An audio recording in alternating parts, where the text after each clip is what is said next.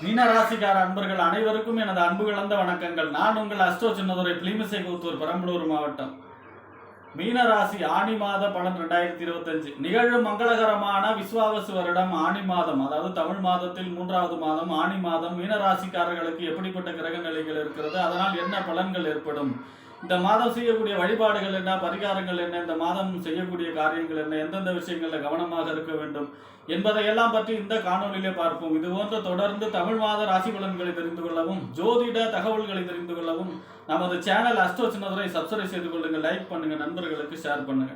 அதாவது சூரியன் மிதுன ராசியில சஞ்சரிக்கக்கூடிய காலம் தான் இந்த ஆணி மாசம். இந்த ஆணி மாசங்கிறது உத்தராயண காலத்துடைய கடைசி மாசம். தமிழ் மாசம் 12 மாசத்தையும் உத்தராயணம் தட்சிணாயணம்னு பிரிப்பாங்க. தேவர்களுடைய பகல் பொழுது காலம், இரவு பொழுது காலம். அதுல பாத்தீங்கன்னா தை மாசத்துல இருந்து இந்த ஆணி மாசம் வரை உள்ள காலம் 6 மாத காலம். தேவர்களுடைய பகல் பொழுது காலம் உத்தராயண காலம். இந்த ஆணி மாசத்தோட இந்த உத்தராயண காலம் முடிவெடுக்கிறது. அடுத்து ஆடி மாசம் பார்த்தீங்கன்னா தட்சிணாயணம் ஆரம்பிச்சிடும். இப்போ இந்த ஆணி மாசங்கிறது உபய மாசமா இருக்கிறதுனால வீடு சம்பந்தமான எந்த வேலைகளையும் செய்யக்கூடாது. அதாவது வீடு கட்டுறது, கிரக பிரவேசம், கிரக ஆரம்பம், வாசல் கால் வைக்கிறது, இந்த மாதிரியான வேலைகளை செய்யக்கூடாது. இந்த ஆணி மாசம் மூத்த புத்திரிக்கும் மூத்த புத்திரனுக்கும் திருமணம் செய்யக்கூடாது. தலைச்சனுக்கும் திருமணம் செய்யக்கூடாது. அதாவது 2 வீட்லையுமே பார்த்தீங்கன்னா அவங்க மணமகனும் மணமகளும் மூத்தவங்களா இருந்து இந்த ஆணி மாசம் வரக்கூடிய சுப முகூர்த்தத்தில் திருமணம் செய்யக்கூடாது. அடுத்ததா பார்த்தீங்கன்னா இந்த ஆணி மாசம் 17ஆம் தேதி ஆணி திருமஞ்சனம், நடராஜர் அபிஷேகம். அந்த தினம் நடராஜர் அபிஷேகத்தை தரிசிப்பவர்களுக்கு தொழிலிலே விருத்தி, வெற்றி, சௌபாக்கியங்கள் கிடைக்கக்கூடிய அமைப்பு. ஆணி மாசம் 20ஆம் தேதி சக்கரத்தாழ்வார் ஜெயந்தி. அன்றைய தினம் சக்கரத்தாழ்வாருக்கு அபிஷேகமும் சுதர்சன ஹோமம் செய்வதற்கும் சிறப்பான நாள். ஆணி 26ஆம் தேதி குரு பூர்ணிமா. அன்றைய தினம் அவரவர்களுடைய குருமார்களை சென்று வணங்கி ஆசீர்வாதம் பெறுவதும், பெரிய பெரிய மகான்களுடைய ஜீவசமாதி சென்று வழிபாடு செய்வதும், சித்தர்களுடைய ஜீவசமாதி சென்று வழிபாடு செய்வதும், அதே போல பெரிய பெரிய மகான்களுடைய ஜீவசமாதி சென்று வழிபட்டு அவர்களுடைய அருள், குருவருள், திருவருள் பெறுவதற்கு சிறப்பான நாள். இப்படிப்பட்ட சிறப்பு வாய்ந்த இந்த ஆணி மாசத்திலே மீன ராசியை பொறுத்த வரைக்கும் உங்க ராசிக்கு 2ஆம் இடம் வாக்கு, தனம், குடும்பம், வருமான ஸ்தானத்துக்கு அதிபதி செவ்வாய்.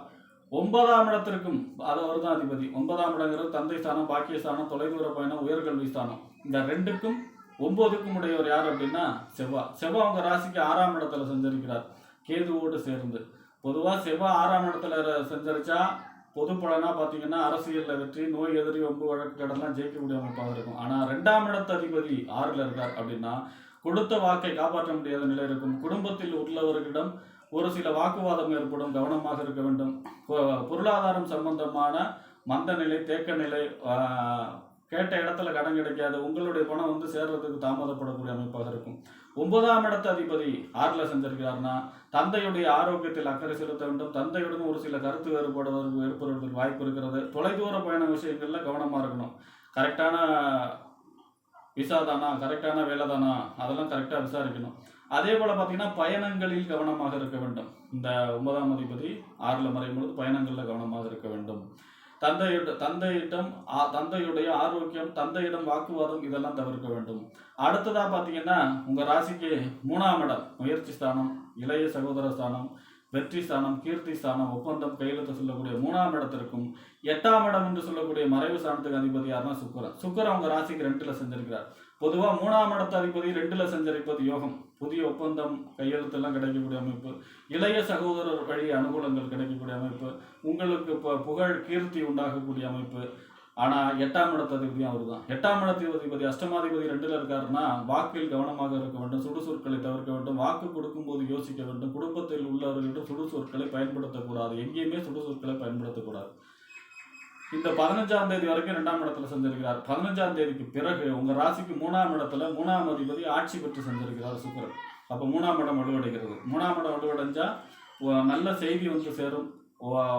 நம்ம ஃபர்ஸ்ட் எடுக்கக்கூடிய முயற்சி வந்து 3ஆம் இடம். அப்போ ஃபர்ஸ்ட் நம்ம எடுக்கக்கூடிய முயற்சி அனைத்தும் வெற்றி கிடைக்கும் அப்படிங்கிற அமைப்பு வரும். அதே போல பார்த்தீங்கன்னா புதிய ஒப்பந்தம், கையெழுத்து, இந்த மாதிரியான விஷயங்கள்லாம் வந்து சேரும். அதாவது ஏதாவது ஒப்பந்தம் காத்திருக்கு, இந்த கான்ட்ராக்ட் கிடைக்கணும், அந்த கான்ட்ராக்ட் கிடைக்கணும் காத்திருக்கிறவங்களுக்கு அது கிடைக்கும். ஏன்னா 3ஆம் இடம் வலுவடைகிறது. உங்களுக்கு புகழ், அந்தஸ்து, கௌரவம், கீர்த்தி உயரக்கூடிய அமைப்பாக இருக்கும். திருமணம் சம்பந்தமான முயற்சிகள் கைகூடக்கூடிய அமைப்பாக இருக்கும். அடுத்ததா பார்த்தீங்கன்னா உங்க ராசிக்கு 4ஆம் இடம், அதாவது வீடு, வண்டி, வாகனம், மனை, தாயார், சொத்து, சுகஸ்தானத்துக்கு அதிபதி சுகஸ்தானம். 4ஆம் இடத்திற்கும் 7ஆம் இடம் என்று சொல்லக்கூடிய வாழ்க்கை துணை ஸ்தானம், கணவன் அல்லது மனைவி ஸ்தானம், நண்பர்கள் ஸ்தானம், கூட்டு தொழில் ஸ்தானம். இந்த 4க்கும் 7க்கும் உடையவர் யாருன்னா புதன். புதன் உங்க ராசிக்கு 4ஆம் இடத்துல ஆட்சி பெற்று செஞ்சிருக்கிறார் 8ஆம் தேதி வரை. 4ஆம் அதிபதி 4 ஆட்சி அப்படின்னா யோகம். எப்படின்னா உங்களுடைய இடத்தையோ நிலத்தையோ நல்ல விலைக்கு விற்கக்கூடிய அமைப்பு, அல்லது நிலம் இடம் வாங்கக்கூடிய அமைப்பு, வாகனம் வாங்கக்கூடிய அமைப்பு, வாகனத்தை தொழிலாக செய்பவர்களுக்கு யோகம், ரியல் எஸ்டேட் தொழில் செய்பவர்களுக்கு யோகம், வீடு வாங்கி விற்பவர்களுக்கு யோகம், இந்த மாதிரியான அனைத்து யோகத்தையும் கொடுக்கக்கூடிய அமைப்பாக இருக்கும். வாழ்க்கை துணை வழி ஒரு சொத்து கிடைக்கக்கூடிய அமைப்பு, இந்த மாதிரியான யோகத்தெல்லாம் கொடுக்கும். 8ஆம் தேதிக்கு பிறகு உங்கள் ராசிக்கு 5ஆம் இடத்துல செஞ்சிருக்கிறார். 4ஆம் இடத்து அதிபதி 5ல் சஞ்சரிப்பது யோகம். அதாவது திருமண சம்பந்தமான முயற்சி கைகூடும், குழந்தை பிறப்பு கூட, கரு உண்டாகக்கூடிய அமைப்பு, காதல் ஏற்படக்கூடிய அமைப்பு, காதலில் வெற்றி பெறக்கூடிய அமைப்பு. ஏன்னா 7ஆம் இடத்து அதிபதி அவர் இல்லையா. 5, 7 எப்போ சம்மந்தப்படுதோ திருமணம் சம்பந்தமான முயற்சிகள் கரெக்டாக கைகூடும். காதல், குழந்தை பிறப்பு, கரு உண்டாகக்கூடிய அமைப்பு, காதல் ஏற்படக்கூடிய அமைப்பு, காதல் கல்யாணத்தில் முடியக்கூடிய அமைப்பு, இந்த மாதிரியான யோக பலன்களை சொல்லலாம். அதே மாதிரி கூட்டு தொழிலிலே அனுகூலங்கள், நண்பர்கள் வழியான அனுகூலங்கள், ஆதாயங்கள் கிடைக்கக்கூடிய அமைப்பு, தொழிலிலே கூட்டு தொழிலே வாடிக்கையாளர்கள் பெருகக்கூடிய அமைப்பு, பெரிய மனிதர்களுடைய அறிமுகம் ஏற்படக்கூடிய அமைப்பு.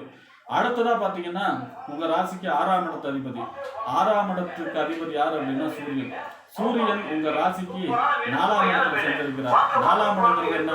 வீடு, வண்டி, வாகனம், மனை, தாயார், சொத்து, சுகஸ்தானம். 6ஆம் இடம்ங்கிறது என்ன? நோய், எதிரி, வம்பு, வழக்கு, கடன். அப்ப அந்த 6ஆம் இடத்து அதிபதி 4ஆம் இடத்துல செஞ்சிருக்கிறாருன்னா பயணங்கள்ல கவனமா இருக்கணும். வண்டி வாகனங்கள்ல ரொம்ப ரொம்ப கவனமாக இருக்க வேண்டும். உங்களுடைய வாகனங்கள்ல ஒரு சில பழுதுகள் ஏற்படலாம். நிலம், இடம் சம்பந்தமான பிரச்சனை ஏற்படுவதற்கு வாய்ப்பு இருக்கிறது, கவனமாக இருக்க வேண்டும். அப்படியே அதை ஆற போடணும். நிலம், இடம் சம்பந்தமான பிரச்சனை வந்தால் அதை அப்படியே ஆற போடணும். அடுத்ததா பார்த்தீங்கன்னா தாயாருடைய ஆரோக்கியத்தில் அக்கறை செலுத்த வேண்டும். அவரிடம் வாக்குவாதத்தை தவிர்ப்பது நல்லது. அதே போல பார்த்தீங்கன்னா 6ஆம் இடத்து அதிபதி 4ல் இருக்கார் அப்படின்னா சுகம் கெடும். அதாவது உங்களுடைய சுக சௌகரியம் கெடும். ஆரோக்கியத்தில் அக்கறை செலுத்த வேண்டும். மற்றபடி அதற்காக பார்த்தீங்கன்னா 6ஆம் இடத்து அதிபதி 4ல் இருக்கும் பொழுது சிவபெருமான் இந்த ஆணி மாதம் ஃபுல்லாக ஞாயிற்றுக்கிழமையில சிவபெருமான் வழிபாடு செய்ய வேண்டும். 2க்கும் 9க்கும் உடைய யோகாதிபதி செவ்வா போய் 6ல் மறைகிறாருங்கிறதுனால முருகப்பெருமானை செவ்வாய்க்கிழமை தோறும் முருகப்பெருமானை வழிபாடு செய்யும் பொழுது பொருளாதார சம்பந்தமான பிரச்சனைகள் தீரும்.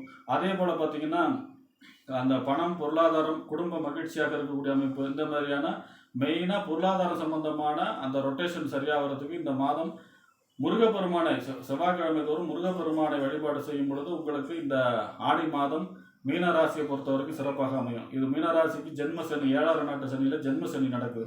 இந்த ஜென்ம சனியோடைய தாக்கமும் இந்த மாதம் குறையும். ஏன் அப்படின்னா ஆனி மாதம் 29ஆம் தேதி சனி வக்ரகதியில் போக போகிறார். அதனால ஜென்ம சனியோடைய தாக்கமும் குறைய போகுது மீனராசிக்கு. ஆக இந்த மாதம் முருகப்பெருமான் வழிபாடும் சிவபெருமான் வழிபாடு செய்யும் பொழுதும் இந்த ஆனி மாதம் மீனராசிக்காரர்களுக்கு யோககரமான மாதமாக அமையும் என்று கூறி விடைபெறுகிறேன். நன்றி, வணக்கம்.